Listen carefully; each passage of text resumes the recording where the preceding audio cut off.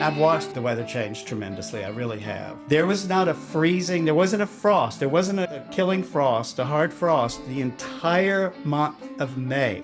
That's a change. Oh. That is very much a change. Hi, welcome back to How Much Can I Make? I'm excited to have you. I'm your host, Mirav. Today, I'm talking with Dean Riddle, a highly accomplished landscape designer and gardener whose work has made significant mark in the garden world. His designs have been featured in major publications, including the New York Times, Garden Illustrated, showing both his creative vision and deep expertise. And his gardens are fabulous. I had the chance to see a few of them over the years, and they're really special. We get into what it takes to build a career in landscape design, how he approaches work, how he works with clients, short seasons, and global warming. Very interesting. So let's turn to Dean. Dean, I'm really glad to have you on, and let's dive right in and tell us, how do you approach a garden design project? It really starts with the client and the place, the house, and a lot of people are clueless about what they want, but it's always nice if someone has a starting point. The first thing I do when I meet a client is I'm getting like some feel for the chemistry between us. Right. And I'm looking around the house, the setting, obviously what the light situation is and that kind of thing. And I start thinking about how, if I live there, how I would want the garden to relate to the house, the style of the house, the doorways, the windows. Those are really the things that I think about first before I get caught. Because plants are, I hate to say they're secondary, but when you're designing, when it comes to the spatial considerations are first. I try to do a lot of listening, although I'm a talker. I like to get at something about the smallest thing that they can come out with. Just one quick example of a client that I worked with for a number of years. They wound up selling the house eventually, but she and I worked on the garden for 14 years. And the day I met her, I knew she's either crazy or she's made of the right stuff. She turned out to be made of the right stuff. And she had a tear sheet, a tiny little picture from a magazine of a hillside flower garden. And it was a pretty straightforward task. I saw what she loved. It was a starting point. It showed me something. I thought, oh, she wants a big mass of flowers and a way through it. That would be the path through. Okay, so you had the spark, and then what? You design it on paper?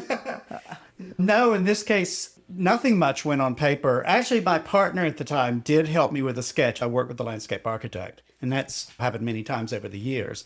But it really wasn't necessary there. She was quite willing to just start in a really basic way together, and I'm very hands-on in my work. Sure, by that I oversee and run the install with my team of men who I subcontract with and other subcontractors. But what I mean is I don't just hand off a design and go off and hope for the best until I see it next time. So what is the difference between a landscape architect and a landscape designer, which is what you are? All landscape architects are essentially landscape designers as well, but not all landscape designers are landscape architects, which is that's an accredited, I guess is the word, field of profession. But landscape designer doesn't have to have any kind of credential, just mainly good intention, good ideas, knowledge of the field. Plenty of landscape designers have draftsmen and they have CAD skills and they don't go through the whole process of becoming certified landscape architects. I came to design in my own way, the long way around in a sense. I didn't know when I was a young man and got into horticulture and went to school, I thought I wanted to be in production horticulture. I thought I wanted to run a nursery. What did you study? I studied ornamental horticulture at a small school in North Carolina, and then I followed that with a student year in the UK. And when I got back from the UK after my student year, a former teacher who had really been a mentor and became a good friend over the years, he had left the school and gone to Nantucket Island. He had gone to work as a head gardener on a small estate, and he asked me to come for the summer and be his assistant. One of my jobs was caring for a little picket-fenced flower garden and cutting garden. And then I was also involved in the vegetable garden, which was a big fenced garden down on the lower piece of the property. And there was something about being in these well-designed, contained spaces made me think, oh, this is what it's about, is spatial design. And that was the turning point for me. When was the first time you had a garden? My first real taste of gardening was when I was a little boy and I asked my parents if I could make a flower bed around the lamppost by the street. And I planted this whole, all these petunias. And they didn't do terribly well, but it planted a seed, so to speak. And then I did other little things in the yard. And I was always drawn to plants and nature. And the neighbor lady next door she grew flowers, and she used to let me weed and work in the garden and water. When I was very young, say 10 or so, when I was drawn to her, that I noticed people arranging plants to create a picture. Like she had these little brick-edged beds with candy tuft and sweet williams and blue irises. And so I can just remember as a child just engaging with those plants. So by the time I was actually pursuing it, I realized like I was already a goner. I had been a plant lover forever. In high school, I got very interested in house plants. And I started having house plants all over the house. And my mom, that's not funny. How do you find your clients? My very first client in Woodstock was a really dear friend I had gotten to know in the mid-'80s when I moved there. And she told me about a little house she had bought in Woodstock and that if I ever wanted to come and help her start a garden. And I liked the idea of the Catskill Mountains, which I had never been to. And it was a starting place. And then that led to another client and another. And then the second year I was there in 91, I found this charming little cottage about half an hour from Woodstock. And I planted myself and a garden there and was there for 20 years. And that was a real turning point. And when I came to make my own first garden, I never imagined it would be this little 22 by 30-foot plot. It was a labor of love. I just poured myself into that little plot. And straight away, it attracted attention. I invited a photographer friend to come from the city, just a close friend who had never photographed gardens. And together we sent it out to some magazines, one of them being Gardens Illustrated, which had just got up and running. So I was very lucky early on that they picked up the garden and published it and asked me to write the piece. Ooh. And the editor, I'd always known I was a pretty good writer and I'd always been encouraged by teachers, but I'd never been published. And that was my first published piece, and that opened doors. What percentage is the physical work and what is like the design and the thinking? One of the things I love about the way I've gone about this is that I am there on the scene for the most part with whatever's going on, like enjoying the hours of the day and just seeing it come together piece by piece. And if my client is happy with what they're seeing, they tend to give you free reign and autonomy. And of course, you have to surprise people sometime and say, oh, this is But wait, I want to stop you for a second because they like what they see. When you plant, it's like very small plants. You don't know what it will look like, really. Yeah, just remember that especially the longer I do this, and I've been doing this a long time, but when a client realizes that they've connected with somebody who's a plantsman and a gardener and has style and this way of arranging plants together and objects and all that, and also understands structural design but isn't a landscape architect. I don't mean this to sound any way except just honest. They, I think, mostly feel lucky because they realize like that you're paying attention to the way they live their life with their house, their comings and goings and doorways, and when they look out windows and how all this is going to relate. It elevates the whole experience of gardening and collecting plants, I hope, to something else than just like having a bunch of flowers around. How do you price? That's the problem that most independent or entrepreneurs are having. How do you price the project?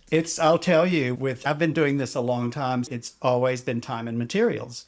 Right. Yeah, materials is materials, and then you can mark up. Yes, people of do course. that in their own way and that. At this point, even on this big project I'm on, I am charging hourly, and it's hefty. And then materials, I mark up, and she lets me do it at the end of the season. So what is more profitable, commercial spaces or private gardens? But I much prefer working for private clients in residential situations. The commercial work I used to do was fine. I got a lot of experience. And as long as I was happy enough with the fee I was getting, and then of course all my travel expenses and so forth were covered, then that was that. I didn't have to worry about what materials and plants cost. That was something that the contractors had to deal with. But in those cases, I had to agree to a design fee. That's very different to like installing a garden. Oh, what's the structure? There is a design fee and then time and material? There have been some situations like that. It essentially is time and materials, but certain clients will have a ceiling. That's fair enough, but we don't want to go over X. We don't want to go over 30,000 or 50 or 100. So then within that, what you can get done. I would say to somebody just starting out, don't necessarily go into this field for the money, but you can make it. It took me a long time to really step up and stand in my own shoes. I remember years ago when I wrote a book, I had an agent, and she told me there was a picture that was going to run in a magazine, and I was barefooted. And later she said something about, you're not that little barefooted boy from South Carolina any longer. You're a figure in the garden world. That sounds like such a mouthful. I'm embarrassed saying that. No, but it's true. I said, Yeah. you said, that something about, should I have not been sitting, had that my picture with like in bare feet? She said, that's not what I'm saying. She said, the picture's fine. And she said, stand in your shoes. Great lesson. What is the project you're working on now? What is this farm? It is a 300 plus acre cattle farm. It's grass-fed beef. I was approached about designing and developing The 300 acres? the ornamental and useful gardens and the landscape gardens around the house and some of the other outbuildings and that. Oh, okay. We have a very short season here in the Northeast, basically November, December to April. What do you do in the dead season? I really just take 4 months off. It's really December through March. And actually, I get going in March. Like last year, we really got a good start in March. So it's really just those 4 months. And it's nice to kick back and be more introspective. To take a vacation? Yeah. Some landscape architects and landscape designers are at work on big projects and have lots of clients. And they've got plenty of work in the winter staying busy developing the drawings. Like when I developed the plans for the farm that I've been talking about, this big project I'm on now, I worked with a landscape architect in the winter months. I would go to her home office in Yonkers and we would work, and then we would work remotely some, and then I got the plans ready to present. Did it happen to you that you planted a garden and towards mid-season you said, oh, I'm not that crazy about it? That's just part of it right there. Is it's never good enough. When I walk into a garden that that I haven't been in for a bit, it's one of my gardens in high season when it's blossoming and everything's happening, I am aware of concerns with problems in that and what's not great and what's showing stress or something like that. But initially, what I take in is I'm like, wow, this is, and that can depend on the time of day and the light too. If it's the middle of the day and just bright light, I can go, oh, this is awful. But I could walk into that same garden at 6:30 in the evening and be And like, it's wow, beautiful. and the light. Yeah. Typically what I see at first is what I love. I see this living, breathing palette of plants and a kind of a picture I'm creating and a feeling and a whole mood and atmosphere I'm striving for. And it's that. And it's living, breathing, and it's always changing. And then quite soon, I'm focused in on what's not right and what I don't like and what I would do differently. I've been doing it long enough now. It's rare that, if ever, that I go like, why did I do this? In September, end of August, everything dies. Do you still have to work to clean the garden, prepare it for next year? Well, you say everything dies. Yes, a lot of herbaceous plants, herbaceous perennials, flowering perennials, grasses, and so forth die back. But the life of the plant is in the soil underground. I really love the late season the most, like August into September especially, and then early October, because I can start to let go of some of my obsessive kind of like managing the garden. And the next season's coming to claim the garden in a way, like fall, like the leaves start falling and coming in, and it becomes a whole other experience. How do you deal with deer, pests? I have a wide knowledge of plants, and there are quite a number of things that they won't bother. Interestingly, a lot of blue-flowered plants, and I'm talking about perennials now, ornamental grasses, but we do some spraying. At the farm, I've been lucky. They just stay at a distance, and I think it's because of the horses and the cattle and the dog. They have so much green territory there in the mountains to roam around in and eat that they come at the edges of the garden. But I do some targeted, very strategic spraying. I use something called Bobex. It's just like completely harmless. It's in organic ingredients, nothing harmful. It's just like mint and rotten eggs. I've actually gotten to where I like the smell because it works. So I don't mind it. Some people find it stinky. But I hit certain things. Yeah, eventually we have to spray some. I want to know if you see any difference in the garden because of global warming. I've watched the weather change tremendously. I really have. Really? I've been gardening the Catskills since 1990. Just in my own little garden in Phoenicia all those years ago, I got a hard frost in the garden on September 21st. Over the years, that started getting later. So by the time I left there 20 years later, the first frost, I could count on it not happening any earlier than, say, mid-October. Wow. Now, there was not a freezing, there wasn't a frost, there wasn't a killing frost, a hard frost, the entire month of May. That's a change. Oh. That is very much a change. But do you also see plants that didn't used to come back, coming back now because it's a little warmer? Yeah, and I planted some red buds in this garden, some small ones. And So they're iffy around here. But we decided to try them. Murmur was like, let's give it a shot. So we put 5 small red buds in last spring. And I was just over this morning because I had a quick meeting at the farm before seeing you. And I'm looking at them every time I go, and the buds are swelling and they're going to blossom. And they came through a very cold winter. And other things in the garden over in Woodstock years ago, some verbena came back. I was like, what the world? So things are changing. What is more important for your business? Knowledge of plants, the design aspect, to have a good eye for colors, for height of plants and all of that, or business skill? I've gotten better at business skills, but I'm not great. But anyway, to answer your question, So business out the door. spatial design are like equally important to me. I'm a plant lover and I love richly planted gardens. And I think I've gotten fairly good at combining a big variety of things and like still having calm and serenity and rhythm in the planting instead of it being chaotic and like messy. Is there niche landscape designing? People just I want all purple, or people... Well, there's definitely people that focus on small gardens. I do. But a lot of people, of course, in the city focus on roof gardens and small gardens because that's what they're faced with. There are people that focus on, say, vegetable gardening.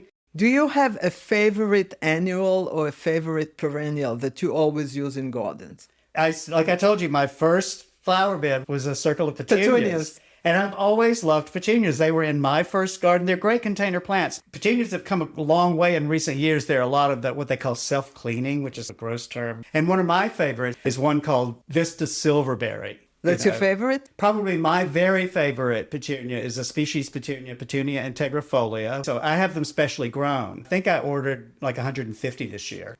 What's the most important skill for somebody to get into this business? You just have to build up practical experience with growing the plants. And the same thing with spatial design. You start out and you go, oh, I like this or I don't, and this doesn't make sense. You change it if you can. It's important to understand plant association, like how you associate one plant or many plants together. And it takes time. I think so much of the way I go about that assembling a planting of woody plants combined with herbaceous plants of all kinds, perennials, annuals, and then bulbs come in. It all comes from looking intently at plants themselves in nature, in other gardens.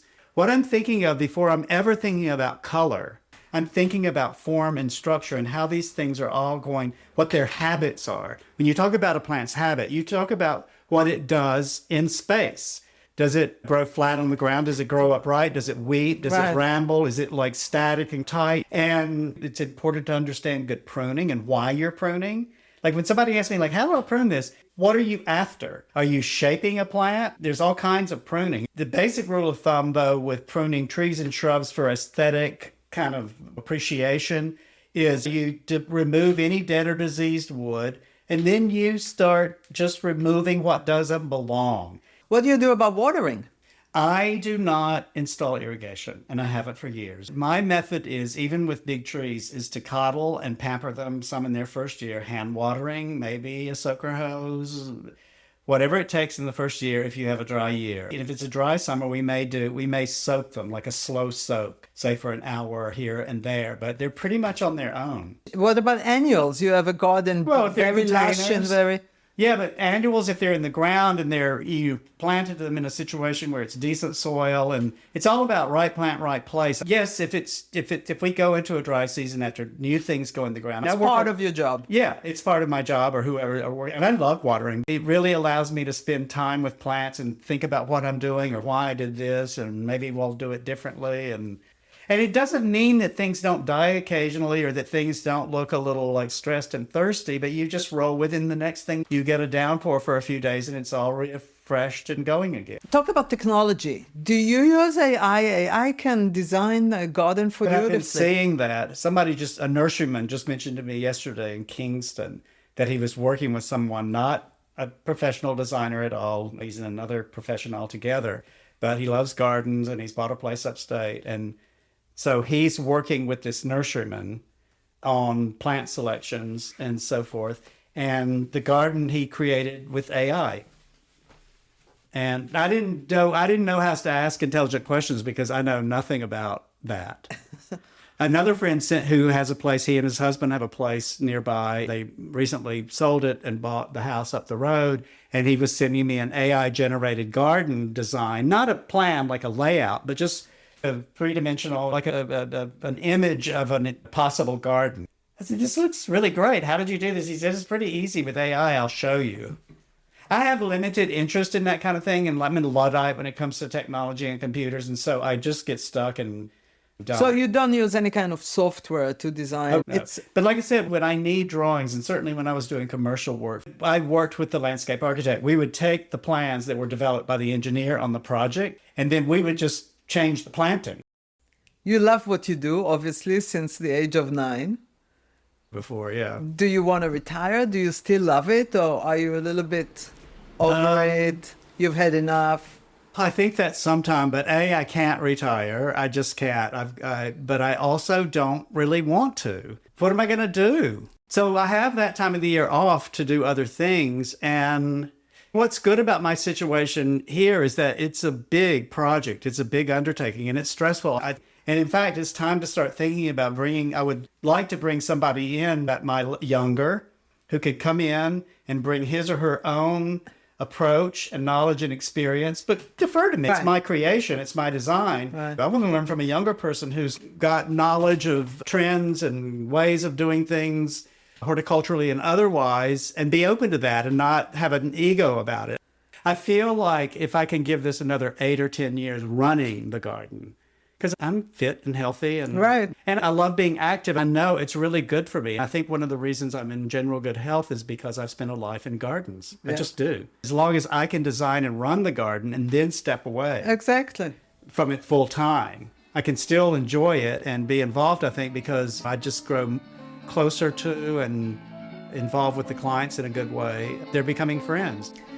Dean, thank you so much. I just want to say that in the show notes, I'm going to put links to some of your pictures of your amazing gardens. People have to see it. And thank you so much for sharing all this knowledge. Oh, thank you. Yes. That's it for today. To hear more about good paying careers you can build without a degree, head to howmuchcanimake.info. We have over 80 episodes with growing library of articles with real data and insights on different jobs. You can listen to people in those roles talk about what the day-to-day is really like, how they got in, and how much they make. So visit howmuchcanimake.info, and I will see you next week.